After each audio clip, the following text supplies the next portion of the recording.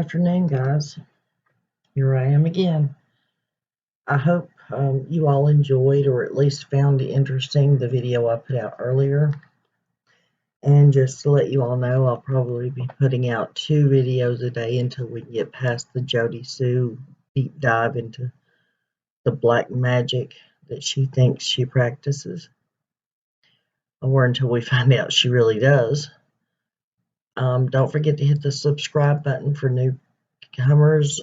Hit the like button so that YouTube knows that you like what I'm putting out and that you're listening to it. And if you really want to support my channel, guys, and what I'm trying to do, and the fact that you all are welcome to come on and say what you want to say and come on panel if you want, just watch the videos all the way through. Watch the commercials like 30 seconds or more. That helps my channel, that helps support the channel, that helps me keep doing this. And let's get on with this. Anyways, this video is more about the live that we're going to have Thursday night. Remember yesterday I put out a list of persons of interest. Well, this viewer, this subscriber of mine, came on and said, and made a really few good points here, and I just wanted to share them with you all. Of course, they say they're going to try to be there, but there's a lot going on in their life, but they wanted to point these things out. Just wanted to mention the tree cutters because, 1, their schedules vary. They can be there a few days in a row or gone for a week, etc. 2, one would be able to notice certain things like lack of adult supervision if they're a tree cutter and up there every day. 3, a tree cutter could become a familiar person to Summer or any child simply by waving hello every time they are out there cutting, and a child would consider that person no longer a stranger, but like if they saw a parent speaking with that person, the child might think that it's safe or a friend. And 4, if a person already known by the Wells is also one of the tree cutters that are out there, doing the work, that gives that person the upper hand and familiar to Summer, knows the ins and outs of the land, better insight to their lifestyle, and possibly make them look more like a witness instead of a questionable character. I hope you all understood that. I'm trying to read it off the computer. And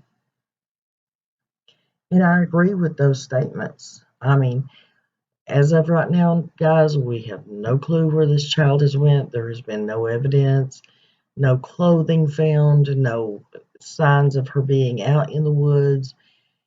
Something happened to her. Don and Candace are not coming clean with whatever they may know.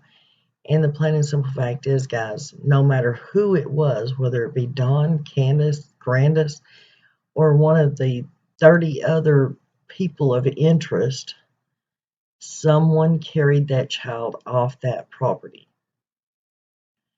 Now, I'm not saying Don and Candace is innocent. I'm not saying they're guilty. I don't know. And I'm not judge nor jury.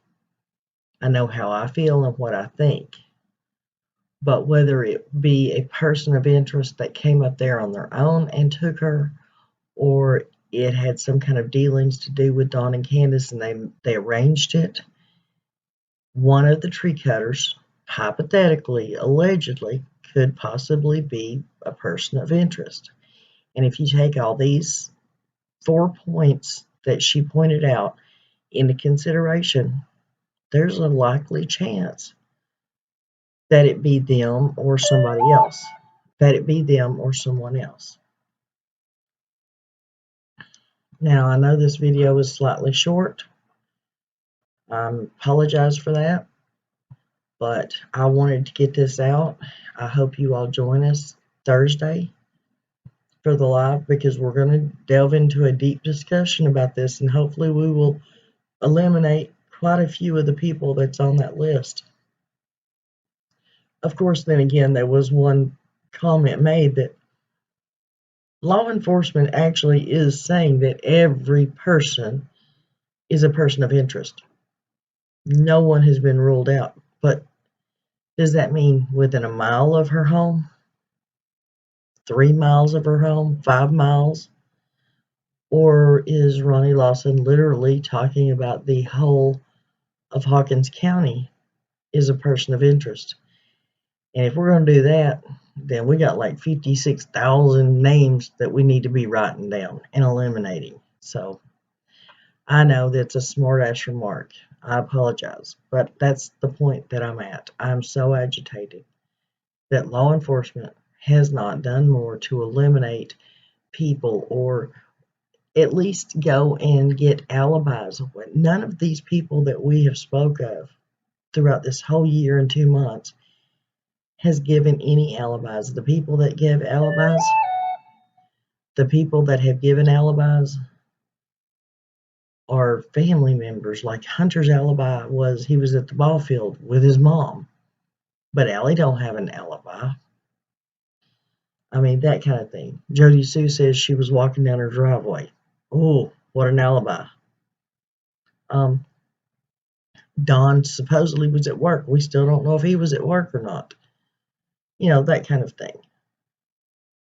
So after a year and 2 months, the law enforcement doesn't even have any alibis for anybody that could be associated with this disappearance of Summer Moon Utah Wells. That's really, really outrageous, guys. I'm quitting my rant, but it just really is, it's getting to me again. I'm getting upset because nothing, we know nothing. And this is ridiculous after a year and 2 months. And I heard that today they are supposed to be going to court over the boys in the CPS case. I don't know if that's true. The only place I've heard it was on YouTube. But if it's true, then we might be hearing something this evening. I don't know. I pray to the good Lord that they do go to court today, that they are found guilty of everything that they done to those children. And I pray that something comes out about little Summer, where she's at, what happened to her, who did it, and then part of this nightmare will end. And I say part because after we find out what happened to her, then we have to go through the trial. And that's going to be a nightmare in itself. So don't forget to say prayers for everybody involved. Don't forget to say prayers for the people that were affected by the floods. Love your family, love your children, love your neighbors, guys. And don't forget to say thank you to your Creator. We'll see you on the next video, guys.